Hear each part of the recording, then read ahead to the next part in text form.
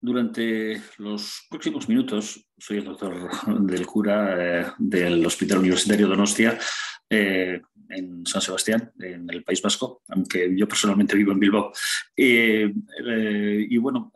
Durante los próximos minutos, siguiendo esta invitación que me han hecho a compartir con todos ustedes algo de lo poco que hemos aprendido a lo largo de estos años, voy a hablar de un tema que es... la verdad es que no muy habitual y bastante desconocido en general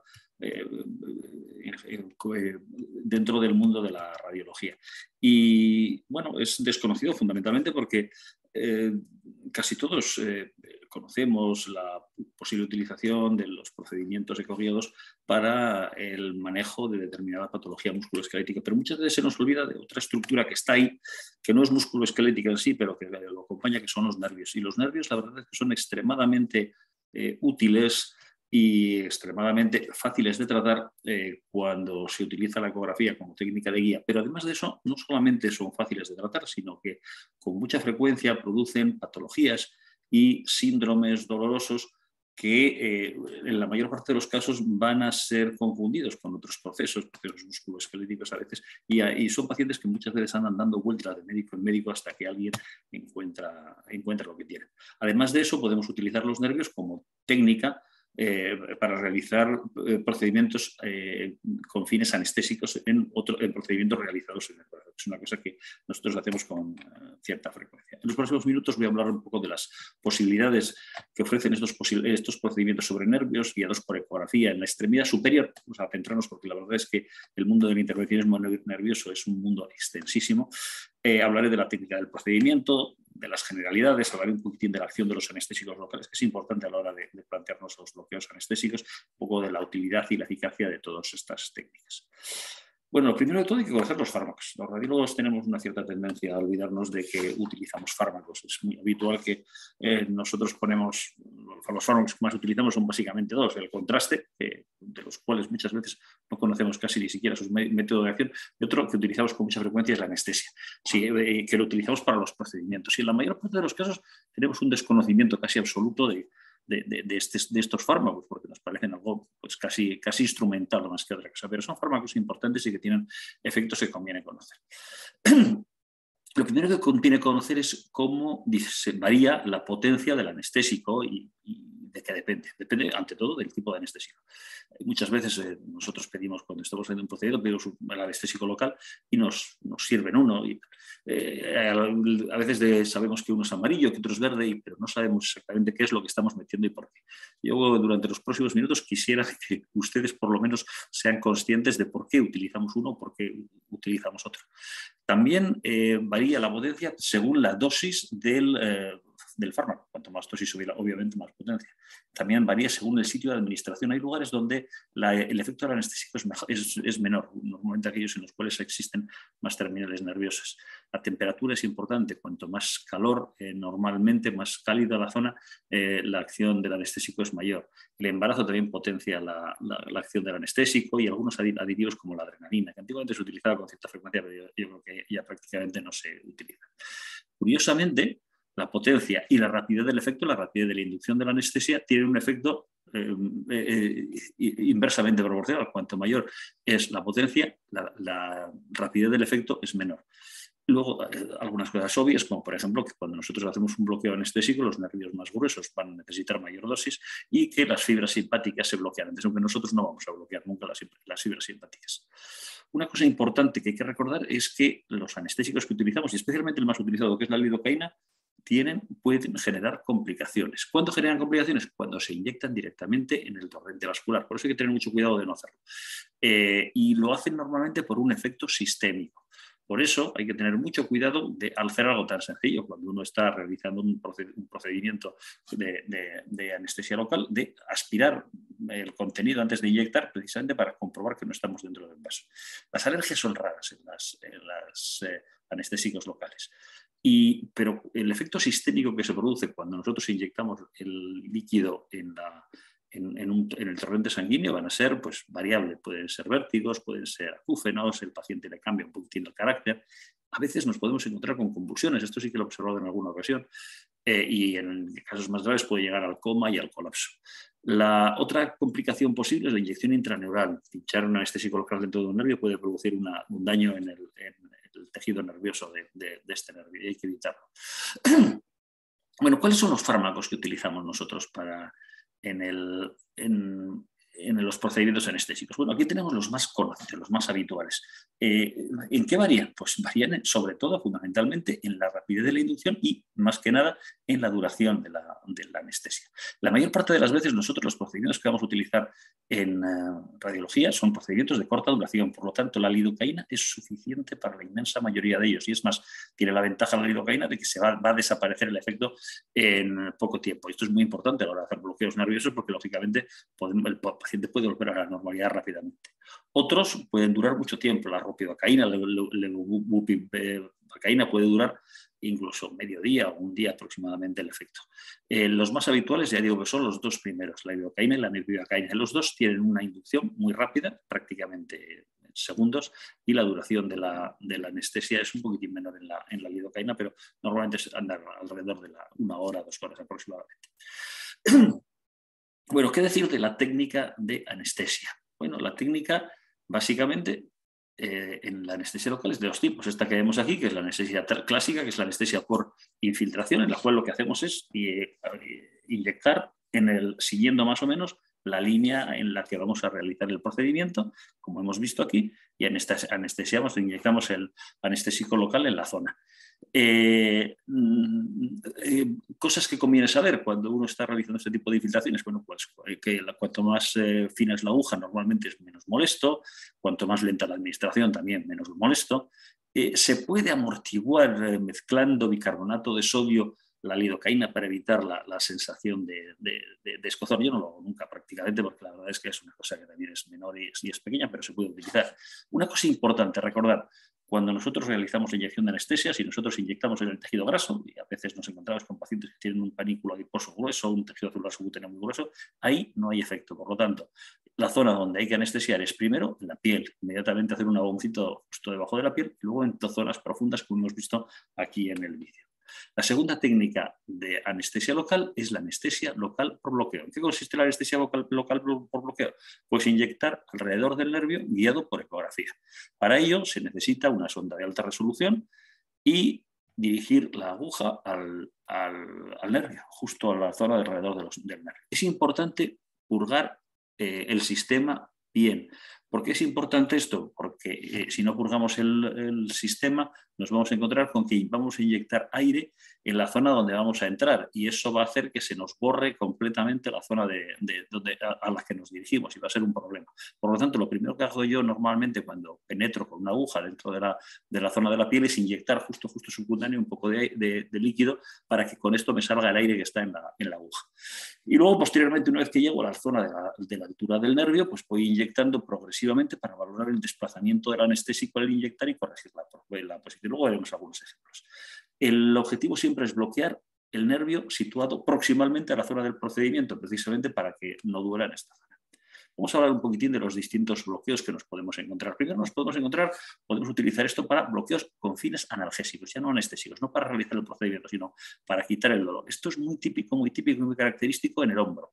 El hombro a veces es un hombro doloroso, puede ser un hombro doloroso, a veces tratando la patología de base, por ejemplo, una tendinitis calcificante o una capsulitis adhesiva, normalmente podemos resolver el problema del dolor del paciente. Pero hay casos en los cuales hay roturas complejas, pacientes que tienen el hombro hecho polvo. En esos casos a veces nos solicitan, puede estar indicado, la realización de un bloqueo analgésico, es decir, intentar bloquear la conducción sensible de los nervios del hombro. ¿Y qué nervio es el que inerva el hombro? Pues el nervio supraescapular. El nervio supraescapular, como vemos aquí, atraviesa el borde superior de la escápula por la escotadura supraescapular, cruza por debajo de la espina, justo inmediatamente de aquí, y se divide para dar las distintas ramas sensibles. Solamente en esta zona de la fosa supraescapular hay una pequeña rama que inerva el nervio supraespinoso y de una pequeña rama sensible también. Pero básicamente casi toda la bifurcación de las distintas ramas se realiza después de cruzar por debajo de la espina de la escápula. Bueno, a la hora de realizar los bloqueos analgésicos de este tendón, perdón, de este nervio, normalmente lo que se suele hacer es tratarlo en la zona de la escotadura supraescapular. Es el sitio más habitual y esto se puede hacer con guía ecográfica porque la escotadura supraescapular se ve relativamente bien. Aquí tenemos un paciente en el cual vemos el deltoides y justo aquí vemos el músculo supraespinoso y justo al fondo del todo, en la zona más profunda, vamos a ver al lado de un vaso el nervio que vamos a cruzar. Aquí vamos a ver cómo realizamos el procedimiento con la ecografía.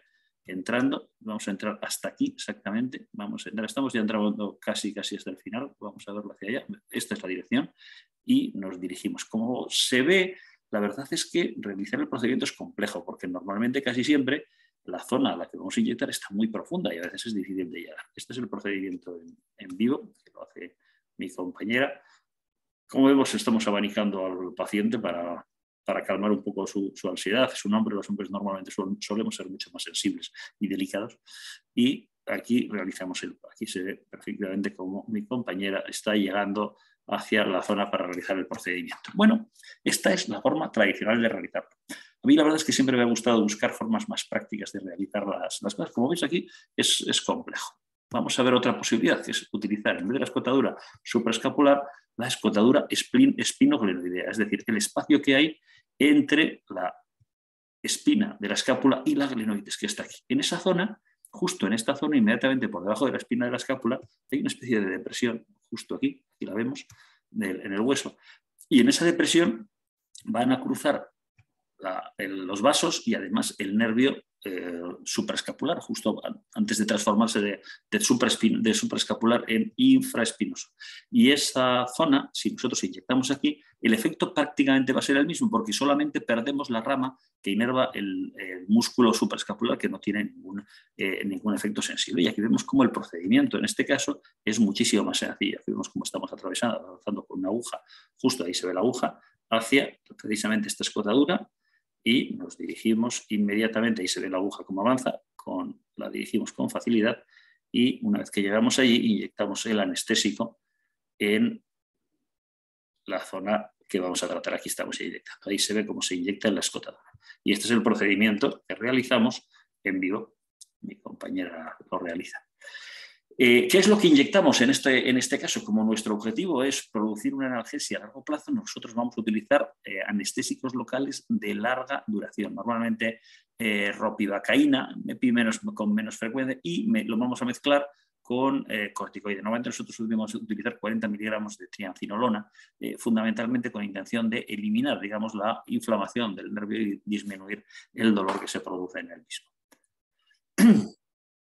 Bueno, antes de pasar al siguiente punto, conviene recordar un poco de anatomía y es cómo es la inervación sensible de la extremidad superior. La extremidad superior básicamente está inervada en la zona superior, como hemos visto en el hombro, por el nervio supraclavicular, y luego toda la zona del brazo está inervada prácticamente toda por diversas ramas del nervio musculocutáneo, que son estas ramas: el cutáneo lateral, que inerva la zona superior, el cutáneo posterior del antebrazo, que inerva la zona del epicóndilo, el cutáneo medial, que inerva la zona de la epitróclea, y posteriormente ya, si vamos hacia abajo, nos encontremos con distintas ramas del nervio radial y del cubital. El nervio radial normalmente va...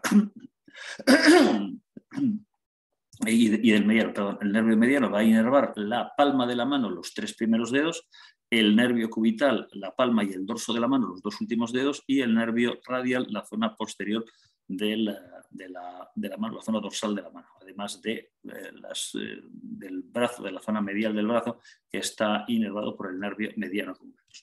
Esto es importante para recordar que cuando realizamos procedimientos, que normalmente vamos a realizar algunos situados en la palma de la mano, como por ejemplo tratamientos de dedos en gatillo o de fascitis palmares, vamos a tener que bloquear normalmente, si queremos realizar el procedimiento con bloqueo, el nervio mediano y el nervio radial, los dos nervios para producir el nervio mediano y el nervio cubital, para producir en los dos casos una anestesia a nivel palmar.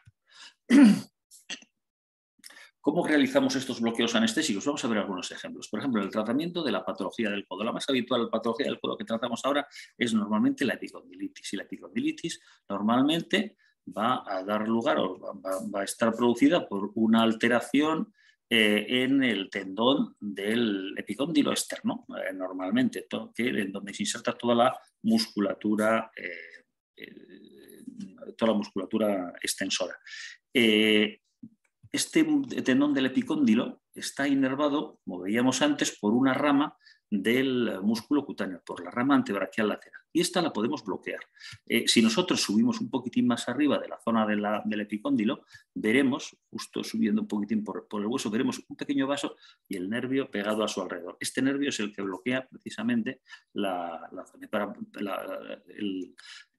el epicóndilo. Y para realizar la infiltración solo tenemos que dirigirnos, como vemos aquí, hasta la zona del nervio, vamos inyectando poco a poco el anestésico local hasta que alcanzamos el sitio donde está el nervio y aquí vemos cómo disecamos el espacio nervioso y una vez que lo hemos disecado rodeamos completamente este nervio, que es una pequeña rama, la rama antebraquial lateral del nervio musculocutáneo, y esto va a permitir realizar un bloqueo nervioso completo del nervio de la zona del epicóndilo y realizar procedimientos como por ejemplo las tenotomías y demás, que son procedimientos dolorosos sin ningún tipo de dolor.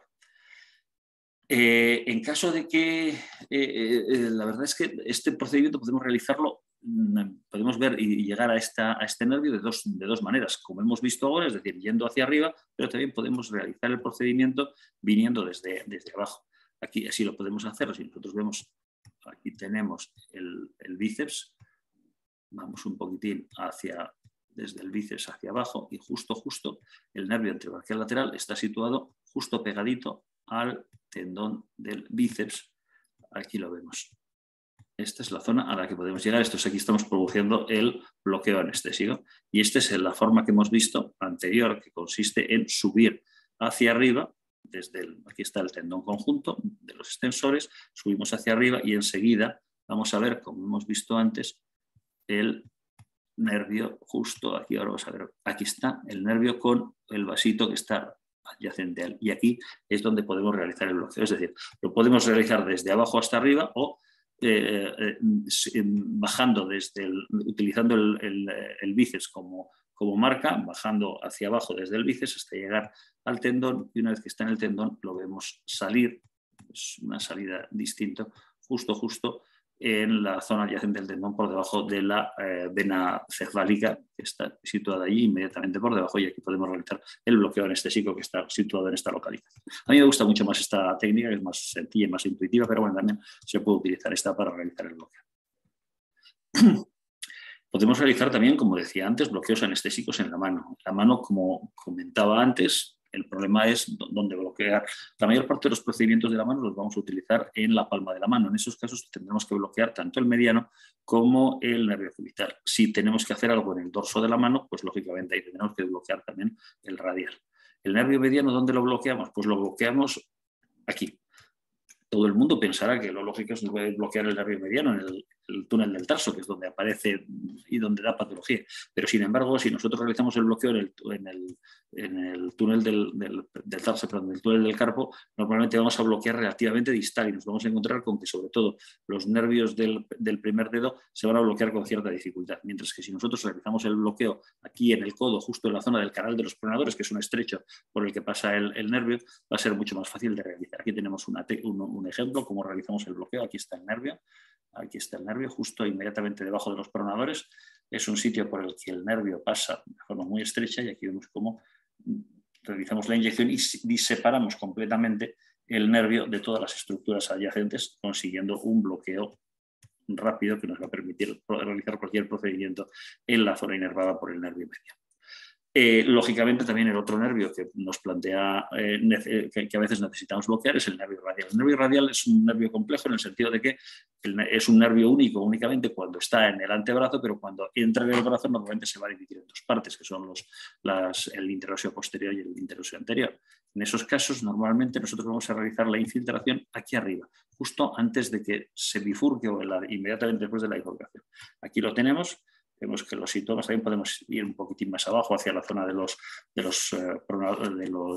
supinadores, pero normalmente lo vamos a inyectar justo en esta zona, aquí lo vemos, inmediatamente por encima de su bifurcación en la zona adyacente al epicóndilo. Aquí vemos cómo inyectamos y separamos el nervio de las estructuras. Ahí estamos llegando, ahí llegamos, de las estructuras adyacentes. A veces cuesta conseguir, ahí está, separarlo, se requiere un cierto grado de precisión con la aguja, pero bueno, al final siempre el procedimiento se realiza con cierta facilidad.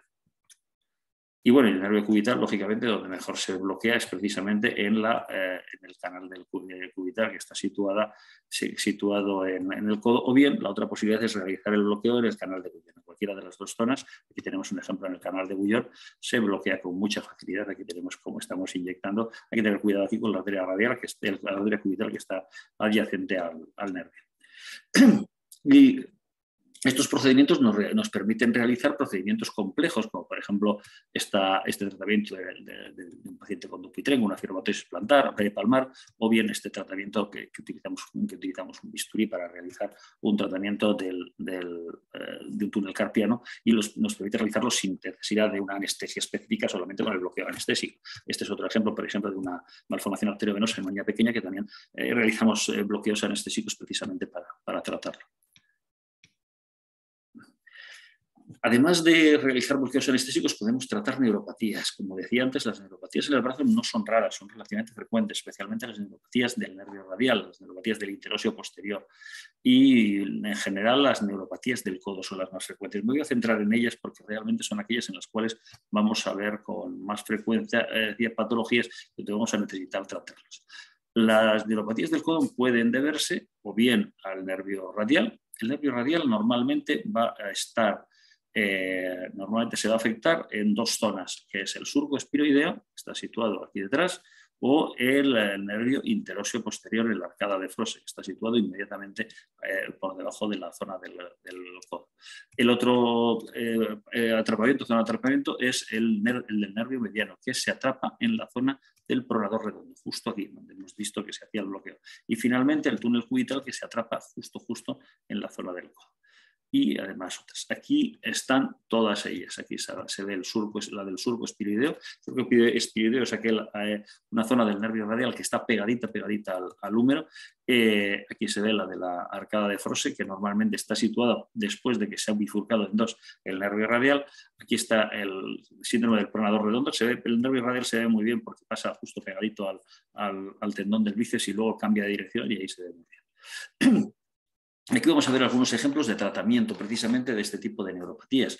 Aquí está, por ejemplo, un ejemplo de un atrapamiento de la rama motora del nervio radial, en el cual vamos a realizar el tratamiento. Normalmente, casi siempre, el lugar donde más compromiso existe es en la arcada de Froese, es decir, aquel sitio donde el nervio interóseo posterior se mete por debajo entre los dos músculos supinadores. Aquí lo vamos a ver. Y cuando realizamos tratamiento de neuropatías por atrapamiento, que se manifiestan por dolores de tipo neurogénico, claro, en la zona radial del borde radial del brazo, en estos casos normalmente basta con inyectar 40 miligramos de triamcinolona alrededor del nervio para resolver el problema. Aquí lo tenemos, fijaros aquí cómo se ve, aquí está el músculo braquial y aquí está el supinador, y cómo se ve la entrada del nervio hasta aquí, por debajo entre los dos supinadores.